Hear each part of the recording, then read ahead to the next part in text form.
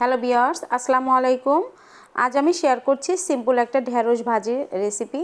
এটা ঢেঁড়স ভাজিটা কিন্তু সিম্পল হলেও কিছু টিপস এখানে ফলো করলে ঢেঁড়সটা যেমনি সবুজ থাকবে, এদিকে আবার একদম সিদ্ধ হয়ে গলে যাবে। খেতেও হবে ভীষণ মজা। নতুন রাঁধুনি যারা আছো তাদের ভীষণ কাজে লাগবে এই রেসিপিটা। তাহলে ঝটপট চলো দেখে নেই। প্রথমে এখানে ঢেঁড়স নিয়েছি, এখানে হাফ কেজি ঢেঁড়স নিয়েছি।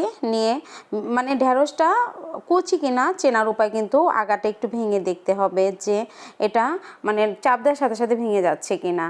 ভেঙে গেলে কিন্তু ওগুলো কচি হয়। এই ঢেঁড়সগুলো নিয়ে আমি সুন্দর করে ধুয়ে ছোটো ছোটো পাতলা স্লাইস করে কেটে নিয়েছি। নিয়ে এখন এই যে ভাজতে চলে আসলাম। প্রথমে কড়াটা একটু গরম করে তারপরে যে সয়াবিন তেল দিয়ে ভাজছি, সরিষার তেল দিয়ে চাইলে ভাজতে পারো। আর এই ঢেঁড়স ভাজি বা করলা ভাজি এগুলো ভাজিতে কিন্তু তেল একটু বেশি লাগে।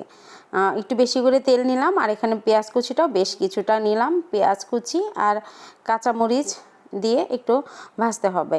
খুব বেশি ভাজা দরকার নেই, হালকা একটু ভেজে এতে আমি দিয়ে দেব হলুদের গুঁড়া, সামান্য হলুদের গুঁড়া আর লবণ। এই দুটাই, আর কিন্তু কোনো মশলা এখানে যাবে না। এই দুটো দিয়ে হালকা একটু ভেজে নিয়ে লবণটা গলে গেলে আমি ঢেঁড়সগুলো দিয়ে দেব। এই তো লবণ একদম মানে গলে গেছে। এখন ঢেঁড়সগুলো দিয়ে দিচ্ছি। পেঁয়াজ কিন্তু বেশি ভাজা যাবে না, বেশি ভাজলে কিন্তু ভালো লাগবে না ঢেঁড়স ভাজিটা। কাঁচা কাঁচা অবস্থায় কিন্তু ঢেঁড়সটা দিয়ে দিতে হবে। ঢেঁড়সটা দিয়ে ঢেঁড়স ভাজার সময় কিন্তু কখনোই চুলার আঁচটা কমিয়ে রাখা যাবে না। খুব মানে কড়া আঁচে, বেশি আঁচে কিন্তু এই ঢেঁড়সটা ভাজতে হবে। আর ভাজার সময় কিন্তু সরা যাবে না, ওখানে দাঁড়িয়েই ভাজতে হবে। খুব অল্প সময়ে কিন্তু ঢেঁড়সটা ভাজা হয়ে যায়। আমি কিন্তু হাই স্পিডে রেখেছি চুলার আগুনটা রেখে নেড়ে যাচ্ছি। প্রথম পর্যায়ে একটু বেশি করে তেল দিয়ে দিলাম, আর কিন্তু তেল লাগেনি এখানে আমার। আর ঢেঁড়স কিন্তু সিদ্ধ হতেও খুব একটা সময় লাগে না। এরকমভাবে ঢেঁড়স ভাজি করলে ঢেঁড়সটা দেখতে যেমনটা সুন্দর হয়, সবুজ কালারটা বজায় থাকে, আর খেতেও অসম্ভব মজা হয়।